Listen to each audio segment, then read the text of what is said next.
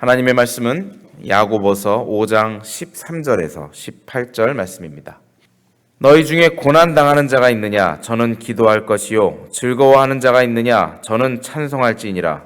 너희 중에 병든 자가 있느냐? 저는 교회의 장로들을 청할 것이요. 그들은 주의 이름으로 기름을 바르기 위하여 기도할지니라. 믿음의 기도는 병든 자를 구원하리니 주께서 저를 일으키시니라. 혹시 죄를 범하였을지라도 사하심을 얻으리라. 이러므로 너희 죄를 서로 고하며 병 낫기를 위하여 서로 기도하라. 의인의 강구는 역사하는 힘이 많으니라. 엘리야는 우리와 성정이 같은 사람이로되 저가 비 오지 않기를 간절히 기도한즉 3년 6개월 동안 땅에 비가 아니오고 다시 기도한즉 하늘이 비를 주고 땅이 열매를 내었느니라.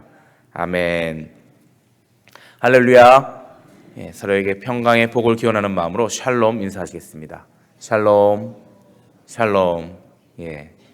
토요일 아침 새벽 기도에 참 잘 나오셨습니다.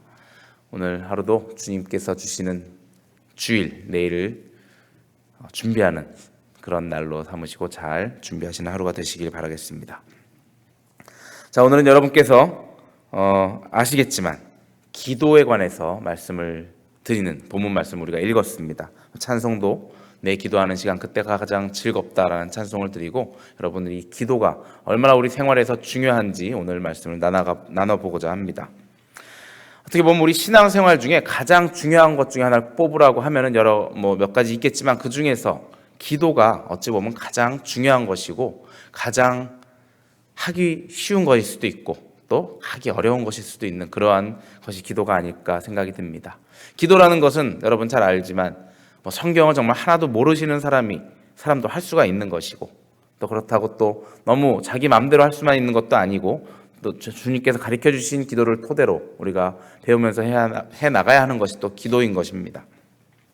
이렇게 가장 중요한 것인 기도가 우리가 또 가장 잘할 수 있는 것이 될 수도 있고 또 어떻게 보면 우리가 대표 기도를 누군가에게 부탁을 드리면 난 기도를 못해요 라고 하면서 이제 참 뒤로 한 발 물러서시면서 안 하려고 하시는 분들이 많으신데 그분들한테 여쭤보면은 자기는 기도를 못한다고 생각하시는 그런 분들도 많이 있습니다. 기도는 잘하고 못하고가 있는 것이 아니죠. 물론 남들이 듣기에 미사여구를 써가면서 아주 아름답게 하시는 분이 계십니다. 물론 기도를 많이 하시는 분이 그렇게 하실 수가 있는 것이죠. 하지만 하나님이 원하시는 기도는 우리와 대화를 원하시는 것 여러분께서 아실 것입니다. 기도는 무엇이라고 했습니까? 우리 쉽게 머리에 떠오르는 말이 무엇입니까? 저에게는 기도는 우리의 호흡이라는 말이 떠오릅니다. 기도는 우리의 호흡이라는 것이 무엇입니까? 한순간도 쉬지 않으면 찬송을 부르다가도 호흡을 못해서 이렇게 헉헉거리고 그렇게 되지 않습니까? 호흡이라는 것 한순간도 계속하지 않으면 곧 우리의 심장이 일을 하지 못해서 우리 몸이 힘들게 되고 죽음에 이르기까지 되는 그러한 것이 바로 호흡인 것입니다. 그런데 기도는 우리의 호흡이라고 했습니다. 그렇습니다. 기도는 쉬지 않고 해야 하는 것인 줄 여러분들 아실 것입니다. 호흡을 쉬면 죽게 되는 것과 마찬가지입니다. 우리가 보통 즐거울 때 모든 일이 잘 풀리고 내 통장에 저금이 가득하고 그리고 내 자녀들이 잘 되고 그럴 때는 우리가 물론 감사하는 사람도 있지만 대부분의 많은 사람들이 하나님을 잘 찾지 않게 됩니다. 그냥 이대로가 편하고 좋으니까 아쉬운 게 없는 것이죠.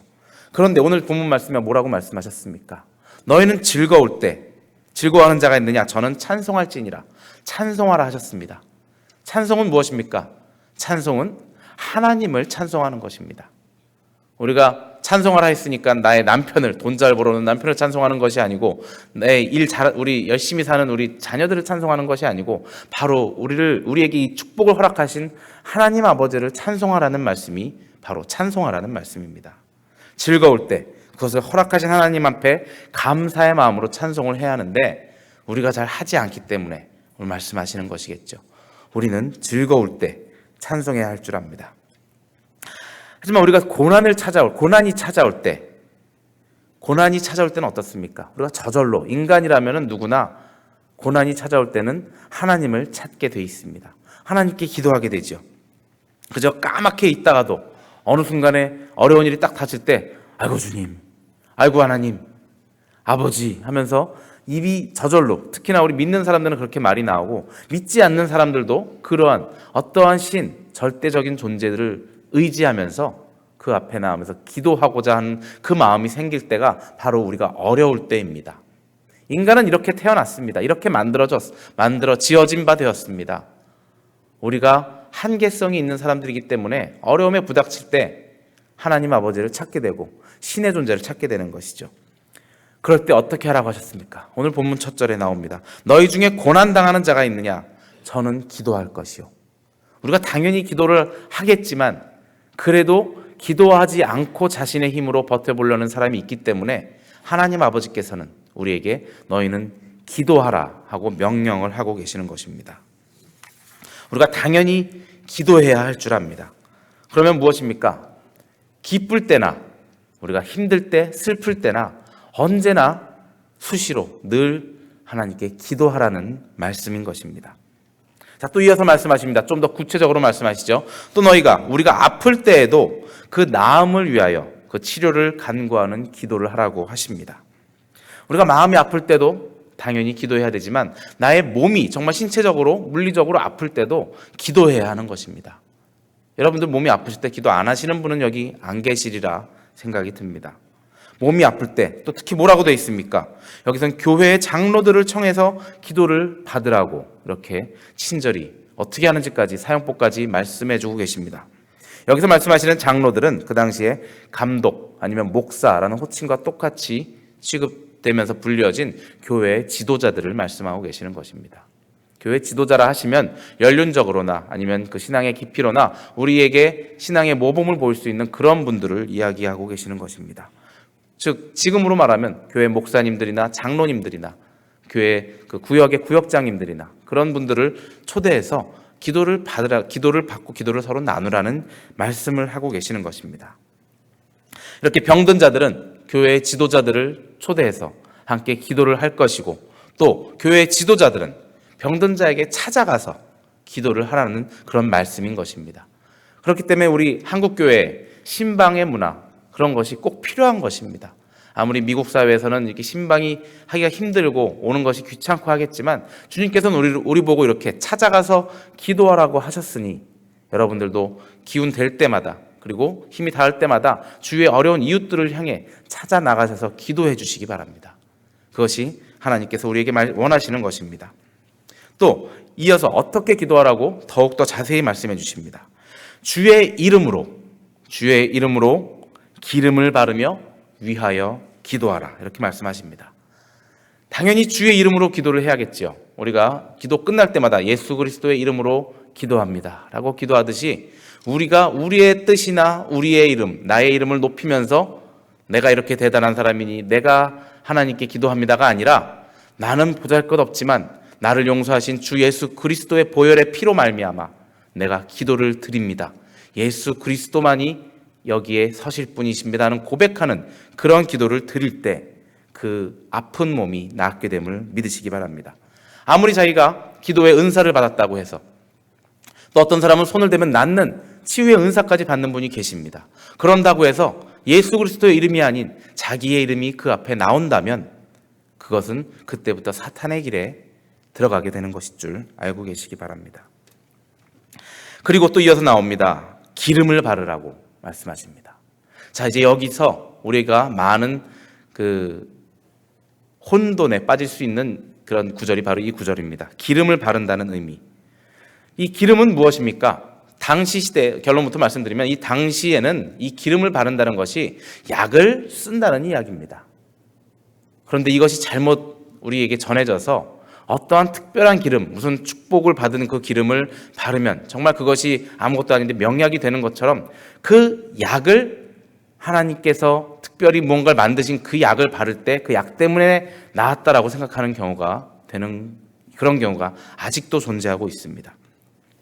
그 옛날에는 약이라는 것이 흔치 않았습니다. 우리 지금처럼 뭐 어떤 약을 조제해서 이렇게 갈아서 뭐 만들어 먹고 그러는 것이 아니라 정말 자연에서 얻어진 그러한 순수 식물에서 나온 약이라든가 아니면 우리 옛날에도 있지 않았습니까? 지금도 있지만 호랑이 약 같은 거 그런 것을 발랐을 때 그것이 어떠한 작용을 하는지 모르겠지만 그런 염증에 바르면 낫고 아플 때 쑤실 때 바르면 낫고 하는 그러한 약으로 쓰였던 것이 바로 이 당시에 말했던 기름이라는 것입니다. 그래서 치료의 목적으로 기름을 바르면서 그 위에 예수 그리스도의 이름으로 기도를 같이 할 때 그 아픈 것이 나았다라는 것입니다. 근데 아직도 많은 사람들이 이런 구절을 잘못 생각해서 어떠한 특별한 기름들, 특히 어떤 분들은 이스라엘에서 어디서 떠온 물이라고 하면서 그 물로 또 세례를 주는 그러한 목사님들도 봤습니다. 물론 기분 좋으라고 할 수는 있습니다. 하지만 그것이 좀 더 잘못 생각해서 이것으로 받으면 저 특별해, 이것으로 아픈데 바르면 나라는 생각을 가지고, 물론 그들도 예수님의 이름으로 기도는 하겠지만 그 예수님보다는 그 특별한 물질에 무언가 더 상징성을 두고 그것이 정말 무슨 일을 하는 것처럼 생각하고 행하는 경우가 있다는 것입니다. 그리고 어떤 분은 또 기름을 예루살렘에서 무슨 기름을 얻어왔다고 그 기름으로 안수를 할 때 기도를 십자가를 그면서 바르는 그런 목사님을 또 보았습니다. 이것은 뭔가 특별한 기름이냐? 그것이 특별해지려면은 예수 그리스도의 이름으로 축복됐으면 그것이 특별해지겠지만 그것이 그 장소에서 나왔다고 해서 특별한 것은 아닙니다. 우리가 교회 건물도 그렇지 않습니까? 목사님께서 늘 말씀하셨듯이 우리가 체육관에서 예배드릴 때 그것이 체육관이었지만 그것이 우리가 예배드릴 때 그것이 예배당이 되는 것이고, 우리가 그곳에서 더 이상 예배를 드리지 않는다면 단지 체육관으로 그냥 끝나고 마는 그러한 장소나 물질에는 아무런 그런 신비의 능력이 있지 않다는 것을 우리가 잘 알 수 있습니다. 우리 여러분 뒤에 보시는 이 십자가의 불빛을 오래 쬐고 하루를 시작하면은 그날 하루가 운이 좋습니까? 그런 거 아니지 않습니까? 십자가를 보면 우리는 무슨 생각을 해야 합니까? 십자가에서 우리를 위해서 피 흘려 매달리신 예수 그리스도를 생각하라고 이 십자가를 걸어놓는 것입니다. 이 십자가를 붙들고 있는다고 해서 내 병이 이 십자가 때문에, 이 나무의 무슨 물질 때문에 낫는 것이 아니다라는 것입니다. 하지만 아직도 많은 사람들이 그렇게 무언가 물질에 의지하면서 하나님은 뒤로 제끼고 그 무언가 물질을 앞세워서 마치 드라큘라를 상대하기 위해서 나무 십자가를 내밀면서 드라큘라를 쫓는 듯한 그런 주술적인 행위를 하려고 하는 사람들이 아직도 있습니다. 여러분들의 목에 걸린 그 십자가가 어떠한 사탄 마귀로부터 지켜주는 힘이 되는 것입니까? 그것이 아닙니다. 그것을 보고 그리스도를 생각하라는 의미인 것입니다. 여러분들이 이미 다 아시는 이야기인 걸로 생각이 듭니다. 또 어떤 경우는 이렇습니다. 기도를 하면서 내가 기도의 은사를 받았다고 하면서 또 치유의 은사가 있다고 하면서 이런 말들로 우리들을 미혹하는 경우가 있습니다. 기도를 하면서 이런 얘기를 합니다. 성도님, 지금 하나님께서 당신이 헌금하기를 원하십니다. 라는 그러한 말로 미혹을 하거나, 아니면 당신이 지금 나가서 무엇을 하기를 원하십니다라고 이야기하는 경우가 있습니다. 하지만 주의하시기 바랍니다. 우리 하나님께서는 우리에게 무언가 말씀하실 때 옆 사람을 통해서 말씀하지 않으십니다. 그 사람 본인에게 직접 말씀하십니다. 만약에 어떤 분이 여러분 옆에 와서 그러한 이야기를 한다면은 주님께서 저에게 다시 말씀하실 때까지 기다려 보겠습니다 라고 당당하게 이야기하시기 바랍니다. 특히 많은 사람들이 기도 생활을 잘 하지 못하고 또 신앙생활을 열심히 하지 못할 때 그런 이야기를 들으면, 내가 이런 말 때문에 그럼 이것을 행하지 않으면은 내가 무슨 하나님이 주신 벌을 받는 것이 아닌가라는 생각을 하게 될 수가 있습니다. 그렇지만 그렇지 않습니다. 그것은 바로 그 말 전하는 사람이 바로 그 상대방을 묶어버리는 사단의 노름에 불과하지 않습니다. 여러분들 정말 어떤 사람이 여러분을 위하여서 그런 말을 해준다면 여러분들도 그 말씀을 가지고 놓고 기도하시기 바랍니다. 그렇게 될 때 여러분들의 그 묶임이 풀리고 여러분들이 자유로운 상태에서 여러분들이 하나님께 그 무언가를 할 수 있는 그 고귀한 때가 오는 것입니다. 누가 나한테 헌금하라고 했다고 그것에 벌벌벌 떨면서 정말 내 모든 상황이 되지 않음에도 불구하고 무언가를 모아서 주님께 드려야만 내가 벌받지 않을 거라는 생각, 그것은 잘못된 생각인 것입니다. 하나님께서 여러분들 일하시길 원하실 때는 여러분에게 직접 말씀하신다는 것을 기억하시기 바랍니다. 자, 그럼 이 기름을 바르라고 했을 때 이 기름을 우리가 어떻게 사용해야 하는 것입니까? 지금 제가 처음에도 말씀드렸지만 지금 생각할 때 이것은 우리의 약이나 의사 선생님들의 의술로 생각을 하면 되는 것입니다. 하나님께서 의사의 손을 붙드셔서 그 손으로 우리에게 치료하심을 여러분들 믿으시기 바랍니다. 그 행위에 하나님께서 역사하시기를 우리가 함께 기도해야 한다는 것입니다. 어떤 분들은 또 이렇게 하죠. 세상의 약은 다 거부하고 나는 기도로서만 나을 것이 하고 세상에 치료할 수 있는 약이 있음에도 불구하고 그것을 쓰지 않는 경우가 있습니다.